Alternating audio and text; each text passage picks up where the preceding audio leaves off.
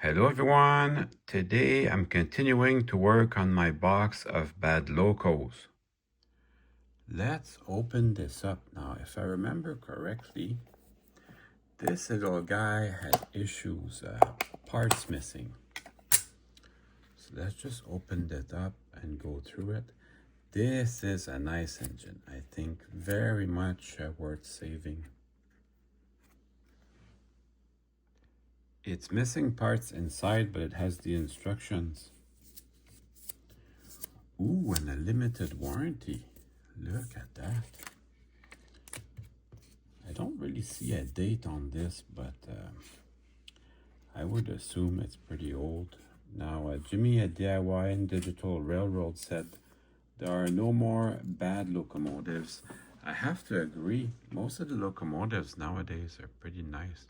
There's a little bit of dirt on there, but the shell is in good shape. Even has the MU cable here, and all the couplers and all the handrails. Let's just pop the shell. Popping the shell, I'll be using the box method.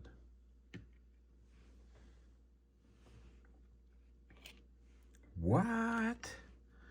It looks like everything's there. I don't know what I was talking about with parts missing. That is insane. Huh. I'll be sure to open this and double check. Even has the correct box. Let's see, BNSF 8610. Yeah, look at that. BNSF patch job 8610. What a deal. Let me just show you a close-up of the shell. Extreme close-up. Whoa. So you can read the builder's plate for GE and BNSF. Then all these little stickers. How close can I get to that? That's going to be something on the TV, if you can read that. Danger 600 volts. There's got to be one for the fire extinguisher.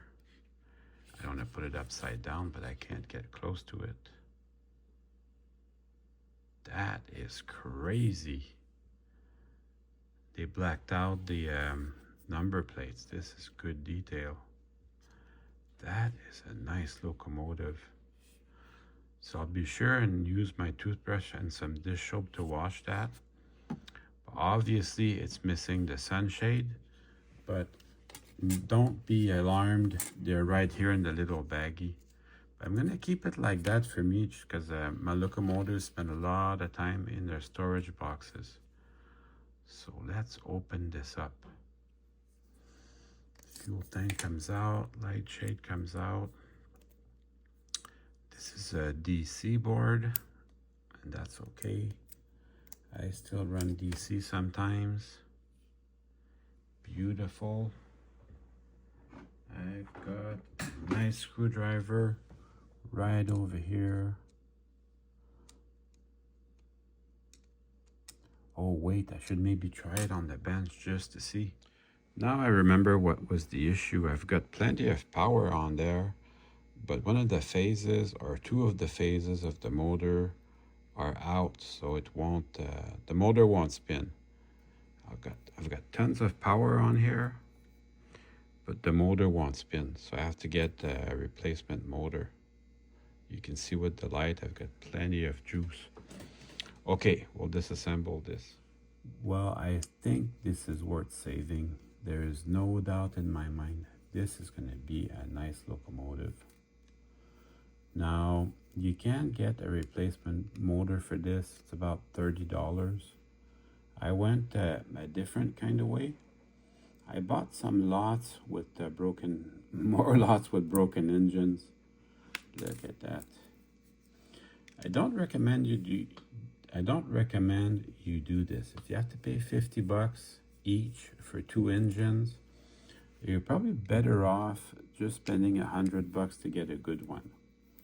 Unless you're like me and you like fixing them, you enjoy the challenge. But honestly, I think for your enjoyment is to just get something that's good to begin with. And I'll just spread that a little bit to release the trucks. Take a picture of which way they go. They don't have an arrow like some of the Cados. Just take a good picture of that.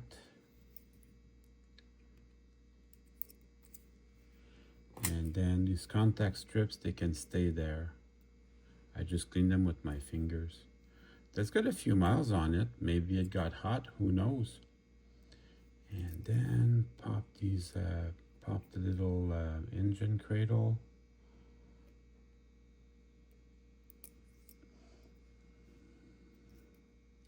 Also, try to put your leftover, your removed parts. Try to keep them organized. Put them in your box, which I didn't do just now. But that's okay. I will make it up later. I broke the little tab down here. That won't prevent me from running the locomotive, but I wish I could have been just a little bit more careful. So this board, it doesn't look bad. And then we can remove the motor, but this is good news. I got the 2 worm gears. I got the motor. So I can try and find a motor that matches this.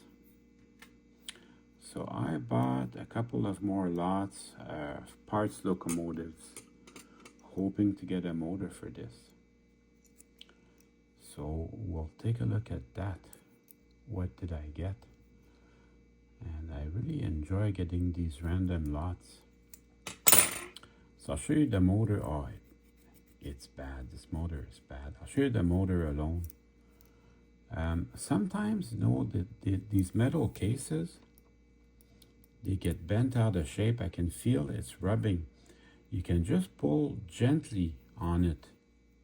Pull gently on it, and it will give you some slack. See, now it's not rubbing anymore.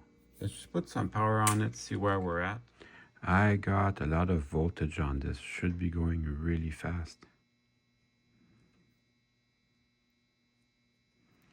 So there is something pretty wrong with this.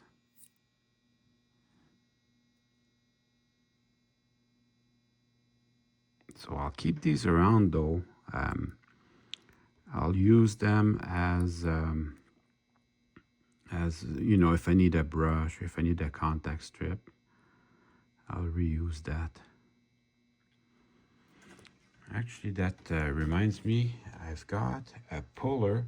Let's see if I can pull these flywheels off. Can it be done? I bought this puller on AliExpress. It's a puller for RC helicopters. So just so you know, it wasn't very expensive. Then I will just crank this and then we'll see. Let's see if I can get this this flywheel off.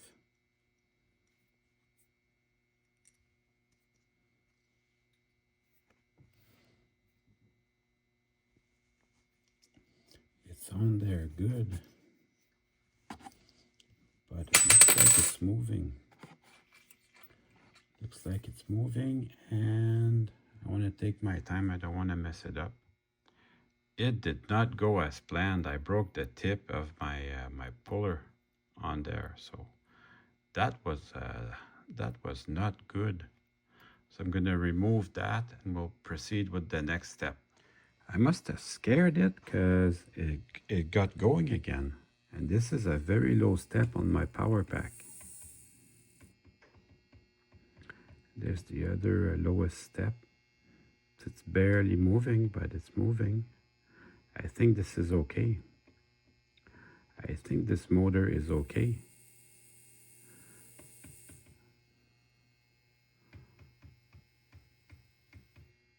Yeah, that's the absolute lowest step on my power pack. So the locomotive would just crawl.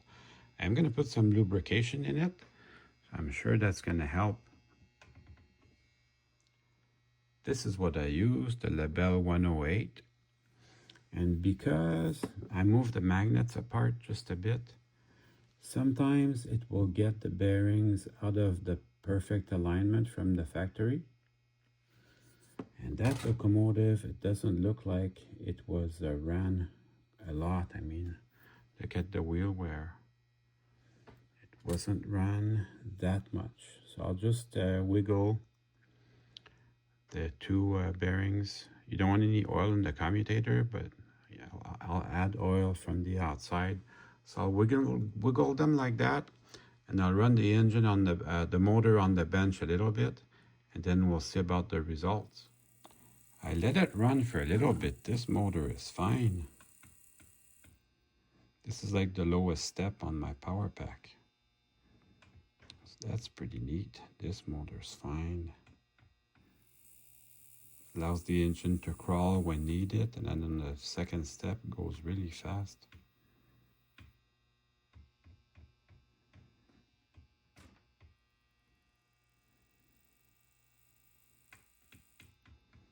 So remember, this was sold as not working. So whenever you get an engine like that, make sure you try at least. Try at least. Maybe you get lucky. I certainly got lucky. Now we can put it back together. It doesn't even feel dirty. I don't have to wash the frame, but I will wash the shell. Then whatever dirt that was on there on the roof there, it was very easy to remove. Still has the factory lubrication on there. Actually feels great. I don't think I need to do anything to this. Check out the other one. Same thing, everything's good. I will take the time to clean the wheels though. I care about that, but oh, there's something blocking me here. Maybe there's a bit of dirt on there. That could happen. Yeah, let's dig in.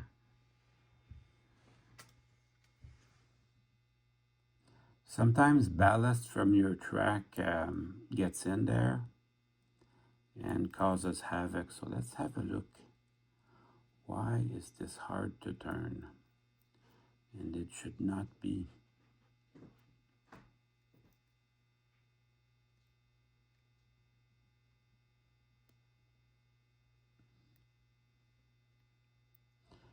Could be something old, something new, something borrowed, something blue. It's a mystery. But it doesn't look that bad.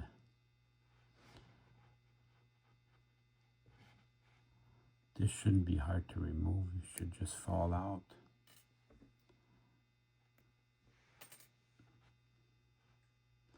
So you just got to turn the wheels very carefully. Oh, this axle is bent. What? That's not possible. The axle's bent. I've never seen that before.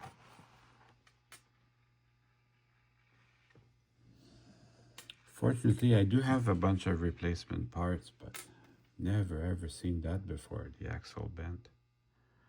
This one seems to be fine. Still check these gears. These gears seem fine. So let me just look through my boxes and try to find a new axle.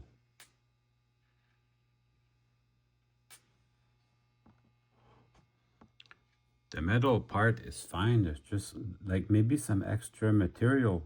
Could that be a defect from the factory? I'm going to take my X-Acto knife. I'm going to remove this little defect here, and then we'll see what I'm looking at. It's still bad, but I had to try.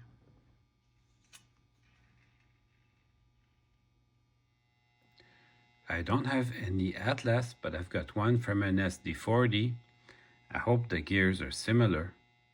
I put the gear from the SD40, and it feels right, so I'm going to be going with that. So I'm going to clean the wheels also. Very important. Also check these boxes, but these look pretty clean, but you still want to check them just to make sure. I'll use my rag, and I like to go like that, and get that nice and clean. Also, I always check the little axle to make sure that that's free of dirt or hair or whatever. And then I will wash everything with my toothbrush and some dish soap before I put it back together. I was kind of a lucky find, this locomotive. It's mostly in very good shape.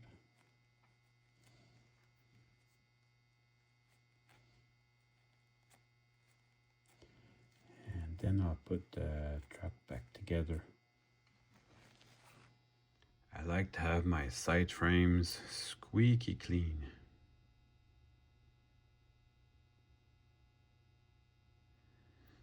That makes a big difference. So, before I put the wheels back together, I want to get my Microtrain's height gauge and check the gauge. Daniel Cordapassi would be proud. That actually worked. This one's good. It is good. Double check this one. If there's any, this one's a little tight. So if there's any slack to be had, I like to put the slack on this side here, the one with the gear. I like to put the slack on here if there's any slack to be had, and then recheck it. It's a little big there, like that. Actually, you want to have less is more, because it will ride between the rails a little bit. Gives it a chance to go around curves, makes it easier. So I do that. Try to have it a little smaller than the absolute perfection, because the wheels are wider than real train wheels. And then for contact strips, these go like so. Make sure you put the axles in the end caps. This is a nice design, you know, just like the real locomotive. All the way to the engine is on the end of the axle. Do you guys know why they do that? It's because you can service the bearing easier, because it's on the outside of the locomotive. And if they put the bearing inside, then it becomes hard to get to it. But if they put it right outside, then it's right in your face, so you can inspect it very easily. Back in the days when they used brass bearings, it was necessary to lubricate them every once in a while. So they put them on the outside so it would be easy. Then I'll just bring in the side frames.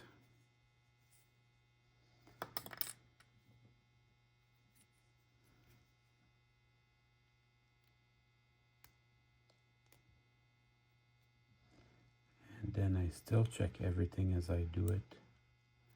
This is not a time to try and save to go quickly and try and save time. This is a step that has to be done to perfection. So it's okay to take your time to do this. This is where a lot of the locomotive's power is lost on the trucks. And then test it with your finger. You should not be feeling any resistance whatsoever. This one feels good. That was a good repair. Really happy with that.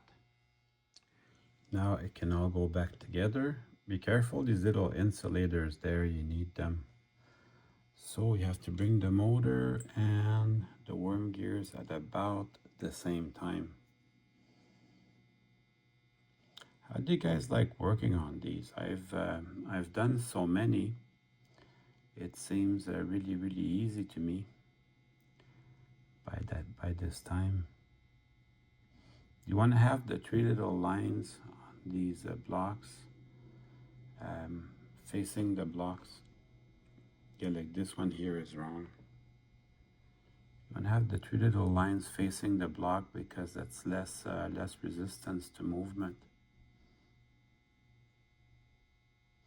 And you want to have the smooth side out. It's less resistant to movement. They need to move around a little bit to allow for less friction, less noise. So you bring everything in at the same time. Oh, there goes that insulator on the floor. That happens to the best of us. And then I'll just push these little pins in where they're supposed to go. And then I check actually if the worm gears or the flywheels are touching anything. I'll check with my power pack even. So check that everything is good, nothing's touching.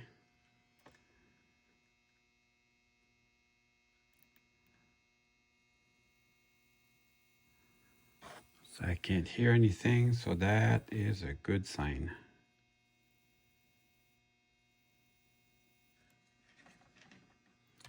So if you want to switch this to DCC, now would be a good time. But as you bring your board in, make sure the two little pins are contacting the plate at the correct spot. But that is pretty easy. And then the second half of the frame.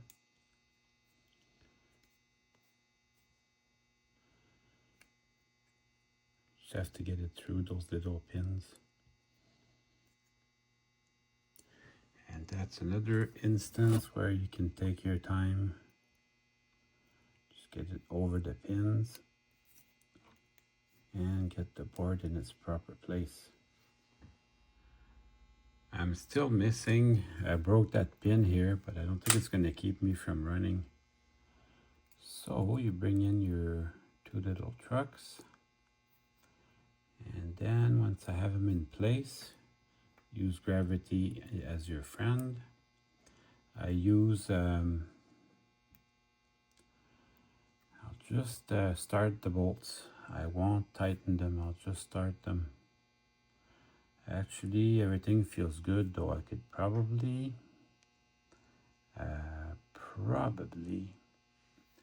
make them almost tight. Yeah, there's a direction to them. It's very subtle, but they're a little bit of a cone shape. So if you're struggling to put them in, switch them around 180 and they should go in.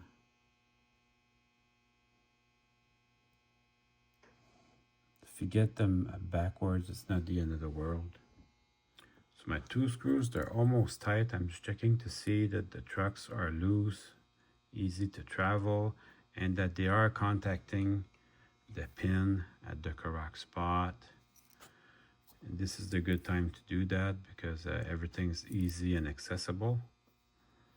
And then I'll put the fuel tank back on. Does the fuel tank have a direction? There's a big a space and a small space there. Are these reflected in the fuel tank? Very tough to say. I will try it and we'll see how it fits. I mean, if it fits, it fits, you know what I mean? Doesn't seem to fit too good that way. Fits much better this way. So I guess that's that. And a little light shield. So one more test on the bench, and then we'll go on the track. Feels real good and quiet. Other direction. You can see the light is coming on. So that feels good. Let's go try it on the track. That's the real test. Okay, let's see what we've got. Just runs nice and slow. then the other direction.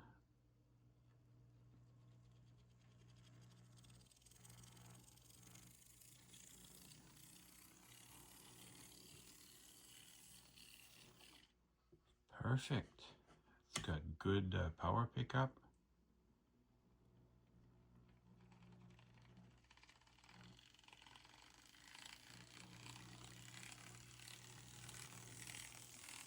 And it pulls what they just about all pull 30 on my trusty Tech 2 power pack.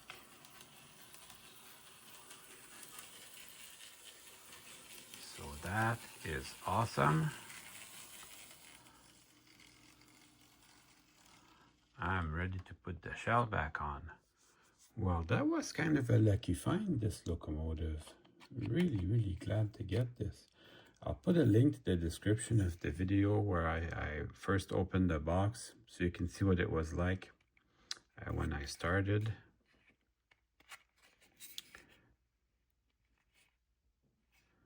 It's a little tough to get in. I'll take my time again because this is such a nice model. Oh, you know what I did wrong? There you go. I like making mistakes on camera. I will tell you why, because it shows you that I'm human and that if I can do it, you can do it too. Forgot to tighten my screws. There. Go over everything again. Feels great. Then we'll just put that on there. There we go. And now it's time to run some trains. So these are pretty tough.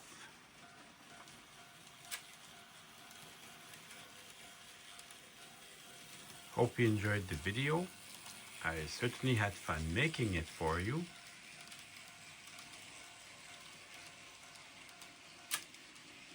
See you soon.